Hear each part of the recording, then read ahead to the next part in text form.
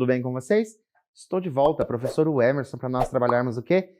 Literatura. Como eu gosto de dizer, viajar em novas histórias, conhecer novos autores, conhecer novos personagens e, por que não, claro, viver essas histórias, viver esses personagens. É tão gostoso quando a gente faz leitura de um texto e a gente consegue viver os personagens.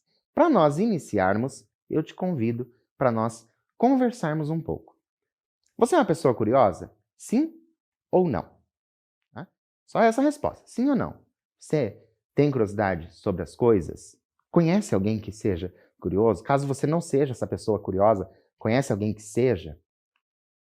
Gosta de tecnologia? Você gosta da tecnologia? De todas as tecnologias, no geral. Você gosta dessa tecnologia? Usa bastante essa tecnologia? E o que mais gosta de fazer no celular ou no computador? Né? Pensem somente nessa tecnologia, celular e computador. O que vocês gostam de fazer no celular e no computador?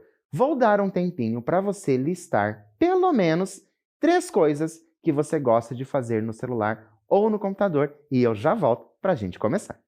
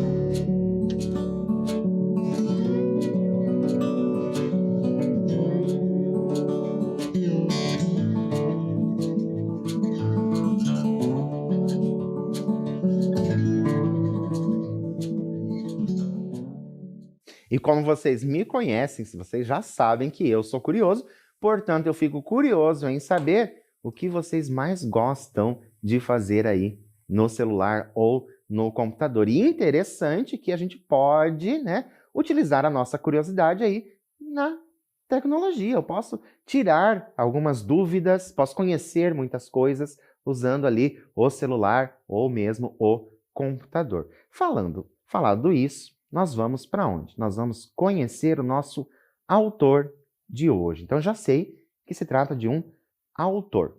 É um autor brasileiro, certo? O nome dele, Inácio de Loyola Brandão, nascido no ano de 1936. É um importante escritor brasileiro. Também está vivo, é um autor vivo, assim como outros autores. Também tem muitos autores importantes brasileiros que estão vivos, tá? Então, Inácio de Loyola Brandão é um autor importante brasileiro que está vivo. Vamos conhecer um pouquinho a respeito desse nosso autor? Olha só. Inácio de Loyola Lopes Brandão é um contista, romancista e jornalista brasileiro. Ok, então, ó, só para a gente pensar. Veja só. Ele é um contista. Contista é a pessoa que escreve contos. E ele também é romancista. Romancista é aquela pessoa que vai escrever os romances. Lembrando que romance não precisa necessariamente ser romântico, tá? O romance não precisa ser romântico. Romance é aquele texto longo, né? Vai ser um texto bem longo. Nós vamos ter lá começo, meio e fim, nós vamos ter essa narrativa, vários personagens envolvidos. O de hoje, nós vamos ler, vai ser um conto, tá? Possui uma vasta produção literária. Alguns de seus trabalhos conquistaram prêmios de literatura. Sua carreira iniciou em 1965 com o lançamento de Depois do Sol, livro de contos no qual o autor já se mostrava um observador curioso da vida na cidade grande. Olha só, autor curioso. E nós iniciamos a nossa aula falando sobre curiosidade, querendo saber se você é uma pessoa curiosa ou não. E o nosso autor já era, né? Mostrava ali no texto, né? O curiosidades da cidade grande, né? ele, como curioso, vai falar da cidade grande, sua primeira obra depois do Sol. Trouxe para vocês algumas obras desse nosso autor. Ele tem muitas obras dele ganharam prêmios. Tá? Selecionei, então, 4 obras. Olha só. Tenho o Depois do Sol, que é primeira obra dele depois do Sol. Depois eu tenho uma obra dele que tem um nome bem interessante. O Homem que Odiava a Segunda-feira. Será que você é uma pessoa que não gosta da segunda-feira? Será que você se identificaria aí com a leitura dessa obra, O Homem que Odiava a Segunda-feira? Muita gente não gosta da segunda-feira e nosso autor traz aí na obra dele essa ideia. Tenho aqui, ó, O Menino que Vendia Palavras, também obra premiada, tá? Já mais para a literatura infantil. E também, olha só, em algumas bibliotecas nós podemos encontrar esta obra aí, que é o quê? Uma coleção de crônicas. E crônicas para se ler onde? Crônicas para se ler na escola. Todas essas aqui do nosso autor, Inácio de Loyola Brandão. Então eu convido você, quando você puder, vá à biblioteca, veja se tem algumas dessas obras desse autor disponível. Tenho quase certeza que você vai gostar. A nossa história de hoje, ela tem o seguinte título: Sem interrogação é impossível perguntar. É o título da nossa história. Antes de nós começarmos a leitura, trouxe para vocês uma imagem. Será que você conhece essa imagem que eu vou mostrar? Acredito que você conheça. Olha só. Tenho essa imagem. Consegue reconhecer o que é isso? Pensem lá no nosso título, tá? Sem interrogação, é impossível perguntar. E agora eu tenho essa imagem. E peço para vocês, quais hipóteses podemos levantar a partir da imagem, essa imagem mostrada, e do título Sem interrogação é possível perguntar? Então, quais hipóteses a gente pode levantar? Do que será que vai tratar essa história que nós vamos fazer a leitura? Vou dar um tempinho para você marcar as hipóteses e eu já volto para a gente começar.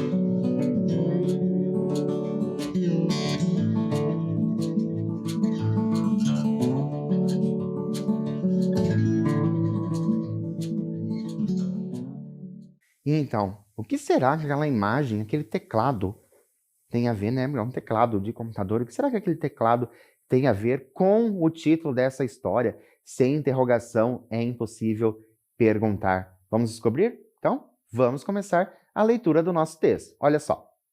Serginho olhou para o teclado e apertou a tecla 2. Em seguida, digitou o Shift e apertou 2. Apareceu o símbolo arroba.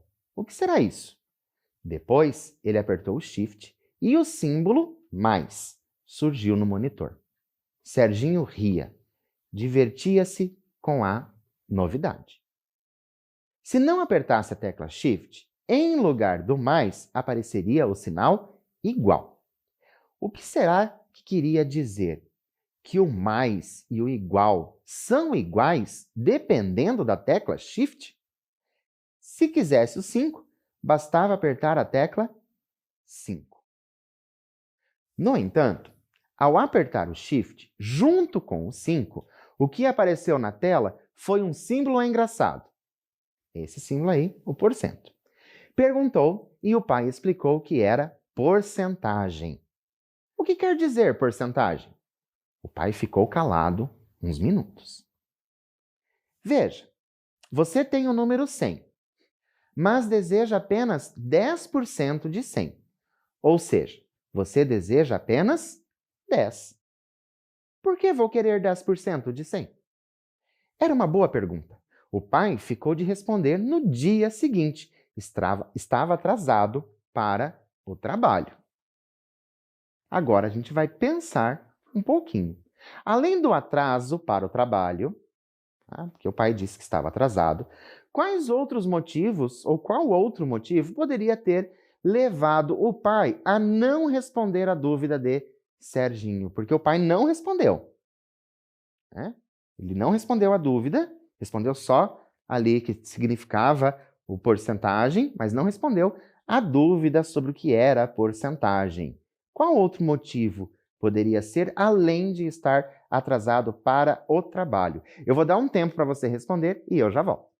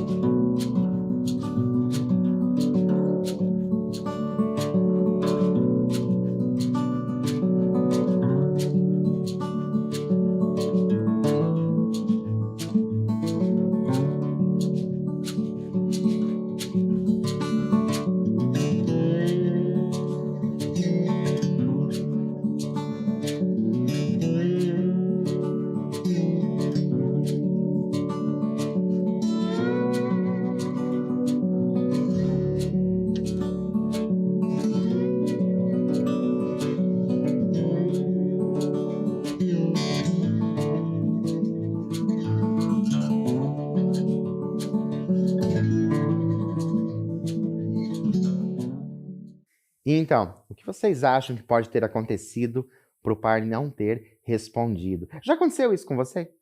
De você fazer uma pergunta e a pessoa não te responder na hora, deixar isso para o dia seguinte, tempo depois, ou mesmo nem te responder, por mais que ela diga que vai te responder depois? Será que o pai do nosso personagem, o Serginho, será que o pai dele vai realmente responder?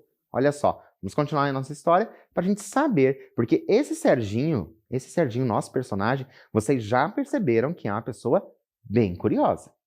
Porque saiu apertando ali as teclas do computador, junto ali com a tecla Shift, ou não, mas ele saiu descobrindo ali esse teclado de computador. Então vamos continuar para saber mais dessas curiosidades do nosso personagem. Olha só, Serginho teve certeza de que o pai não sabia o que era a porcentagem e ficou alegre.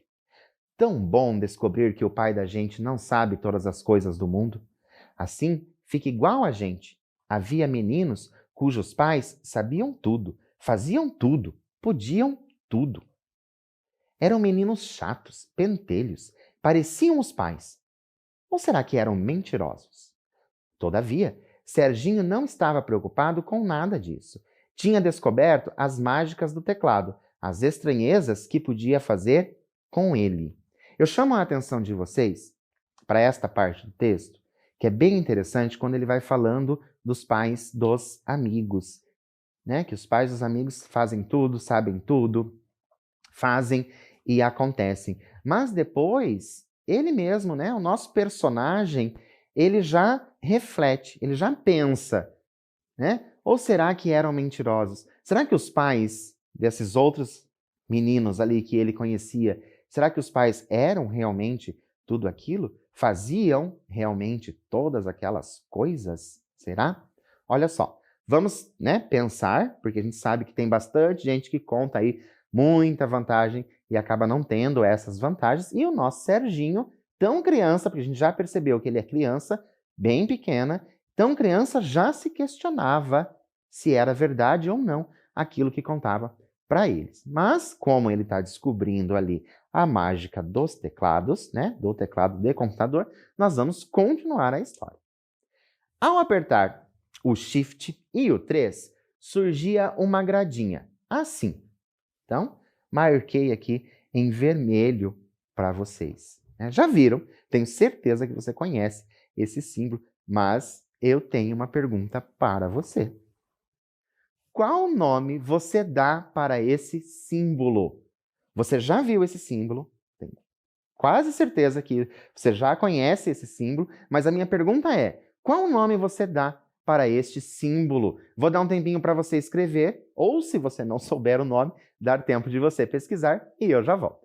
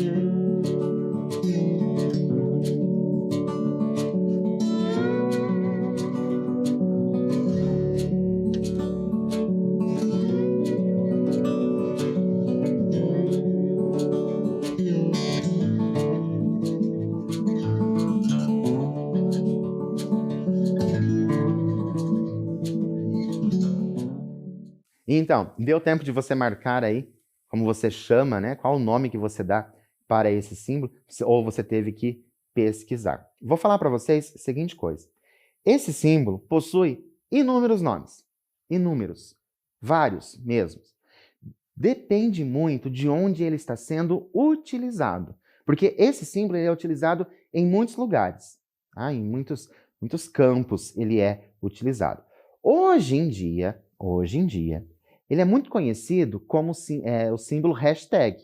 Então, se você fala hashtag, a pessoa já pensa nesse símbolo. Mas ele tem outros nomes. Tem, por exemplo, quando você faz uma ligação, que você tem que, às vezes, você faz a ligação, a inteligência artificial te atendeu, pede para você apertar o quê? Pede para você apertar jogo da velha. Né? Então, também tem o nome de jogo da velha. Lá, na parte musical, ele já foi conhecido como sustenido. Digo já foi, porque foi bastante tempo que eu sei isso, não sei, talvez pode ter mudado. Então, existe esse nome sustenido. Já teve o nome de malha também. Olha só como esses nomes eles vão mudando dependendo os campos. Se você pesquisou, você com certeza encontrou que o nome desse símbolo é cerquilha. Como até o nosso próprio personagem diz, que parece uma cerquinha. O nome dele é cerquilha. Interessante, né? Professor, qual nome eu devo usar? Aquele que você achar melhor. Desde que a pessoa entenda aquilo que você está falando, tá ótimo. Vamos continuar a nossa história. O que seria? Para que serve? Para fazer uma jaula? Para prender mosquito? A questão era, para que servem as coisas, os sinais diferentes que a gente pode produzir no teclado de um computador? Olha como o nosso personagem, ele questiona muito e questiona o tempo todo. Serginho gostou do 8, misturado ao shift. Ele produzia uma estrelinha simpática. Olha só, a estrelinha simpática que nós conhecemos como asterisco.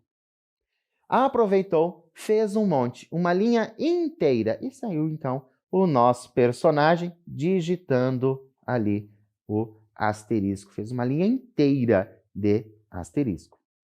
Já o 6 com shift, vejam como aparece o shift, como ele está bem interessado nesse shift. Fazia surgir um chapeuzinho. Olha só, aquele símbolo eu tenho certeza que vocês conhecem, tenho certeza que alguns professores já pegaram no pé de vocês por conta desse símbolo, certo? Circunflexo. Serginho não teve dúvidas. Vou ter uma chapelaria, pensou. E saiu digitando, então, o símbolo ali, o circunflexo, né? O acento circunflexo. Ele saiu digitando também. Então, ele fez ali a linha inteira com as estrelinhas e agora ele fez a linha inteira com os chapéus. E olha como ele é criativo, né? Vou ter uma chapelaria. Ao mesmo tempo que ele está descobrindo, ele está se divertindo e realmente ele está brincando ali com as teclas do computador. Havia uma maçãzinha. Ele apertou. Nada aconteceu. Ficou desapontado. Imaginou que sairiam maçãs, igual à máquina de refrigerantes que havia na lanchonete da esquina. Apertou o 1 sozinho. Nada se passou. Quando apertou o 1 com o shift, viu o sinal exclamação. Olha só. Quando o pai chegou, ele perguntou o que era. Isso é uma exclamação. E o que é uma exclamação? Como explicar uma exclamação? E é claro que eu vou fazer o quê? Vou passar essa pergunta para vocês. Olha só, como você explicaria para alguém o que é uma exclamação? Pense que alguém está te perguntando. A pessoa chega até você e diz: "Você sabe o que é uma exclamação?" Eu sei que você sabe o que é uma exclamação. Mas como que você vai explicar para a pessoa o que é uma exclamação? Vou dar um tempinho para você colocar aí a sua explicação e eu já volto.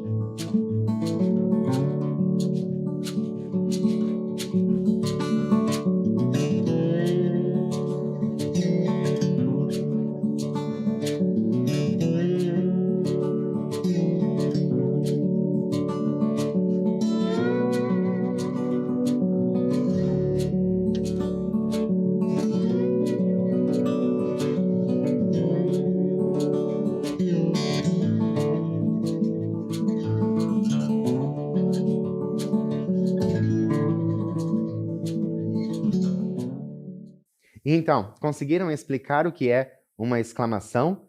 É interessante que nós sabemos as coisas, nós sabemos usar as coisas, mas quando a gente pede para alguém explicar, às vezes a gente fica ali, nossa, como que eu vou explicar o que é? Vamos ver como o nosso personagem tem essa explicação. Olha só. Olhe, vou exclamar. Assim você saberá o que é a exclamação. Então, disse bem alto: "Puxa, meu Deus! Ora, nem me diga!" Tudo com ênfase, firmeza, exclamativo. Entendeu? Não. O pai aproveitou. Viu? Esse não que você disse foi uma exclamação. Deu para sacar? Ah, uma exclamação é um não bem forte? A exclamação é o contrário da interrogação. E o que é interrogação? É uma pergunta. Quer dizer que a exclamação é uma não pergunta? O pai disse que precisava ir trabalhar. Serginho apertou a tecla que ficava perto do shift e parecia um tracinho caindo. Bêbado. Saiu no monitor um ponto de exclamação. Olha só, nós vamos pensar um pouquinho e ver se vocês conhecem. É claro que se você estiver aí na sua frente vai ficar um pouco mais fácil. Mas, né, ver se vocês conhecem. Ele diz, parecia um tracinho caindo, bêbado. De qual símbolo Serginho está falando? Vou dar um tempinho para você correr em algum teclado, olhar ali, responder e eu já volto.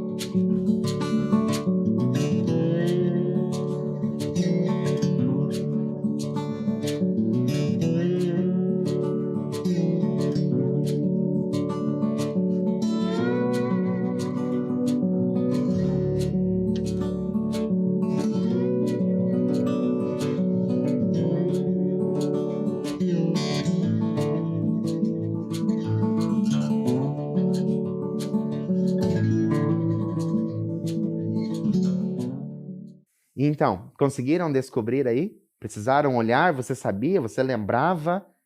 Procurou onde fica o ponto de interrogação? Viu qual é o tracinho que parecia que estava caindo, né? Qual é o símbolo que nós temos que parece que está caindo? É claro que é quem? É a barra, olha só.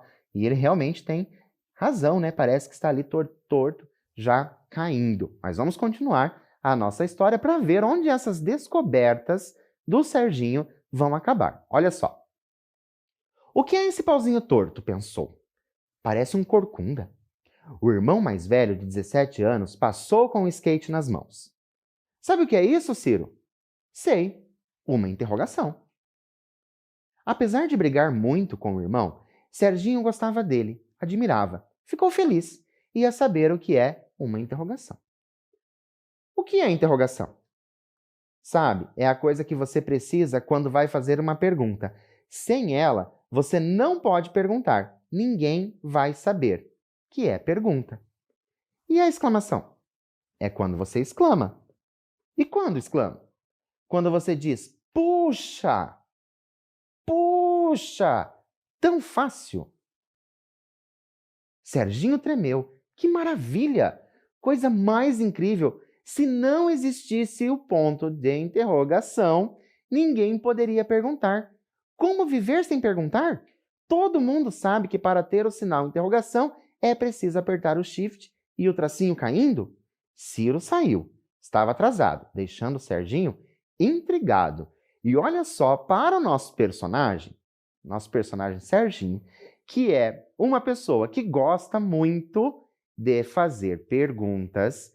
Vocês conseguem imaginar o desespero dele se não pudesse mais fazer perguntas? Vamos pensar um pouquinho juntos. Como seria a nossa vida se a gente não pudesse fazer perguntas? Como será que isso ia se dar? Você é uma daquelas pessoas que pergunta muita coisa? Sai aí fazendo perguntas sobre tudo, lembra lá da curiosidade? E para o nosso Serginho ali, imagine o desespero dele se ele não pudesse fazer perguntas. E para ele ali, se não tem o ponto de interrogação, é porque não vai ter pergunta. Foi assim que ele entendeu o que o irmão explicou. Vamos continuar a história. Que coisa engraçada! Quer dizer que se eu não tiver um ponto de interrogação, não posso fazer uma pergunta? E se não existisse o shift no teclado, não poderíamos perguntar? Estava achando tudo fascinante. Olha só que intrigante o que ele pensa. Preciso do ponto de interrogação para fazer pergunta. Mas se não tiver o shift, lembra? Ele está falando desse shift desde o início do texto. Se não tiver esse shift, eu não vou fazer pergunta? Não vou poder fazer a pergunta? Ele, é claro, que acha isso o quê? Fascinante. Por quê? Porque precisa descobrir cada vez mais. Olha só. O pai tinha trazido o computador presente para os filhos. Os mais velhos começavam a precisar para trabalhos da escola, para a internet. A irmã queria namorar por meio dele. A mãe desejava planejar o orçamento familiar. Era uma família organizada. Então, tinha ali o primeiro computador daquela casa. E agora eu te convido para quê? Para nós entrarmos ainda mais nessa história. Nós vamos viver, nós vamos pensar que nós somos esse personagem ali, né? O Serginho, nós fazemos parte ali da família do Serginho. Só que, aí na sua casa, com qual finalidade as pessoas utilizam o computador ou o celular? Então, o que você vai fazer? Você vai pensar aí em você, outras pessoas que moram aí na sua casa, e você vai listar, né? Eu. Então, você coloca lá, eu. Para que você usa o computador ou o celular? Ou para mais, você usa com mais tempo, porque às vezes vocês fazem tanta coisa, né? Mas você passa mais tempo fazendo o quê? E as outras pessoas da sua casa utilizam para quê? O computador e o celular, ou o celular. Vou dar um tempinho para você e eu já volto.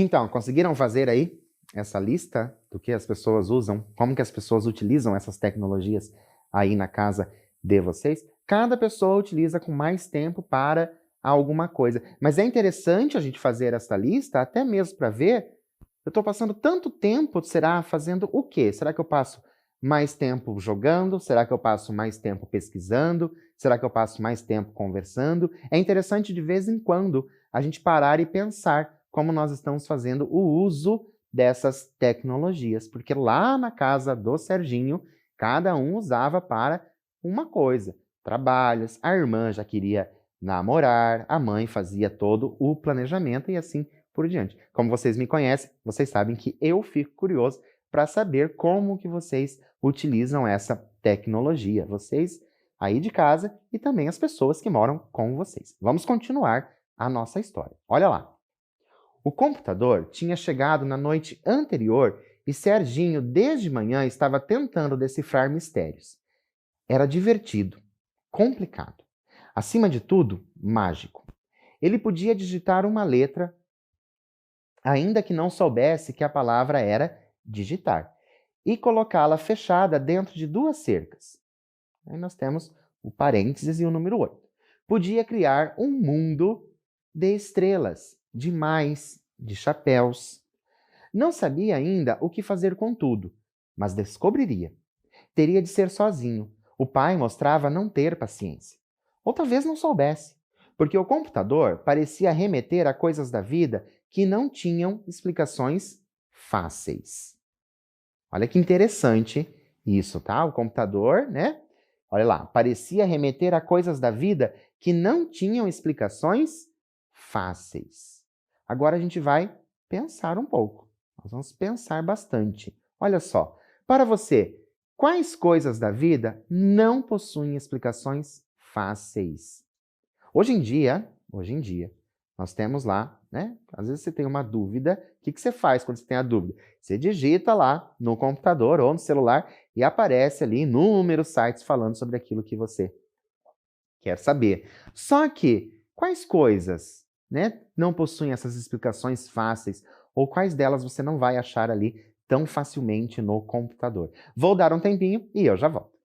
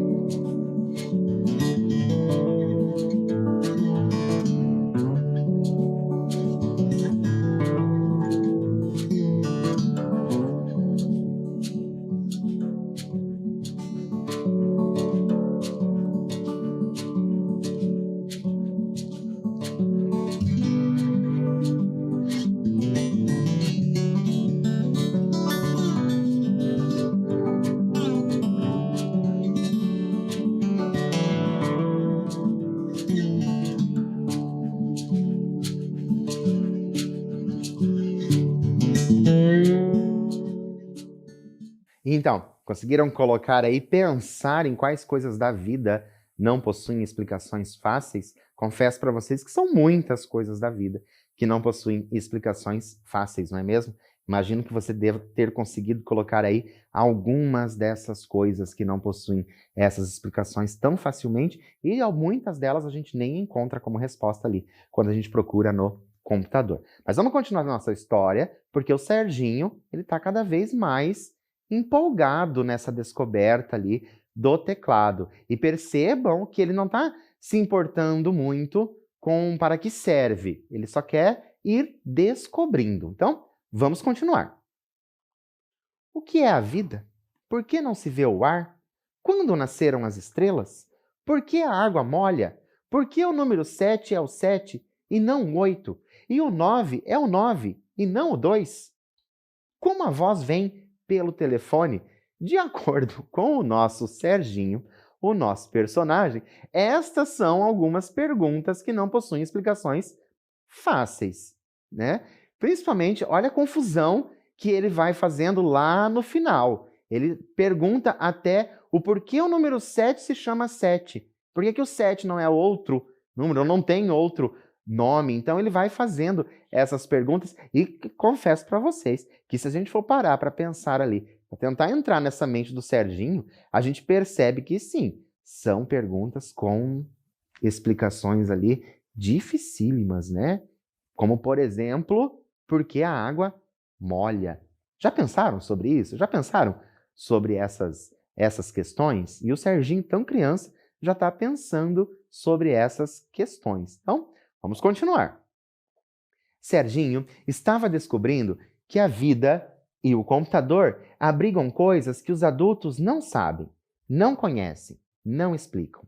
Que a vida e o computador têm perguntas sem respostas, mas que respostas existem e estão dentro do computador e das pessoas. Disposto a descobrir, ele começou a apertar todas as teclas. Caps Lock, Return, Shift, Tab, Clear, Help, Home, Page Up, Page Down, Control, Option. Estranhas palavras. Quem fala assim? Língua de computador.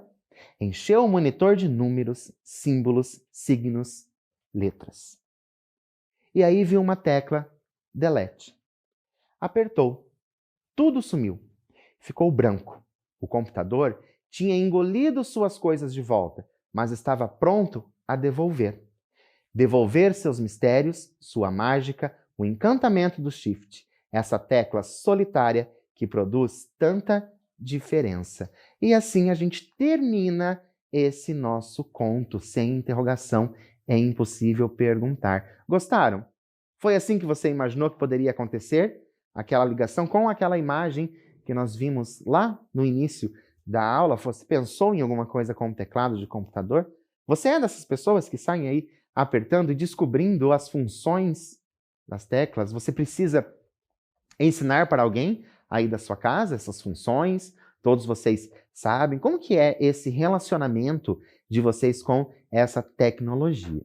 Mas a gente vai relembrar algumas coisas. O finalzinho do nosso conto, bem no finalzinho, diz a seguinte coisa: o encantamento do Shift, essa tecla solitária que produz tanta diferença. Diz isso no finalzinho do nosso conto. Qual a tradução da palavra inglesa shift? A gente sabe usar, né, o shift. A gente sabe para que serve o shift. Mas qual a tradução da palavra inglesa shift? Vou dar um tempinho para você escrever ou mesmo pesquisar e eu já volto.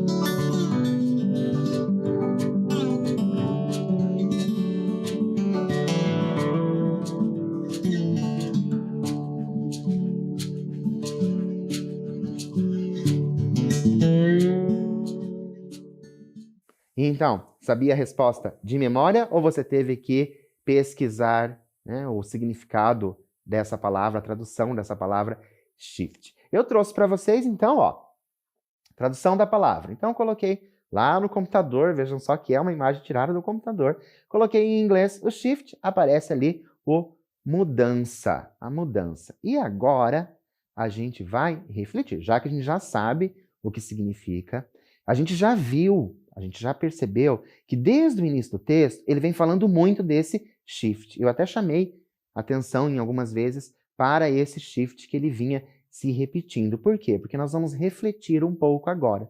Olha só. Como podemos trazer para as nossas vidas as últimas palavras do conto?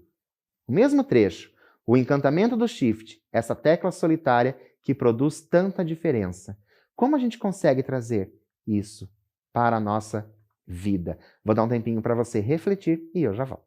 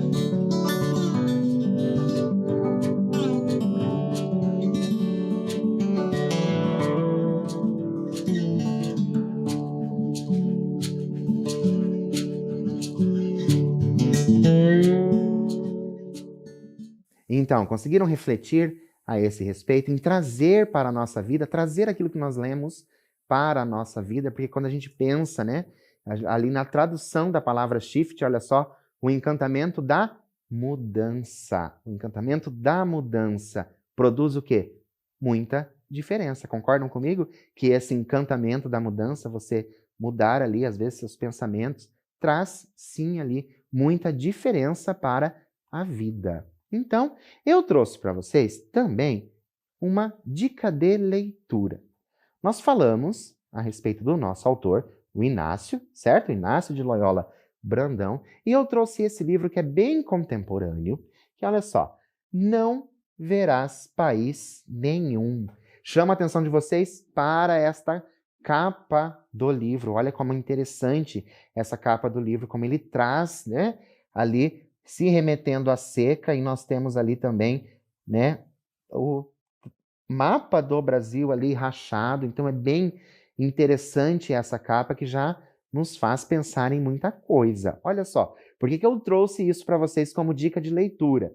O romance publicado em 1981 apresenta um país destruído pelo próprio ser humano. A escassez das chuvas, a falta de alimentos, a poluição, o desmatamento apresentam a realidade de um país atual.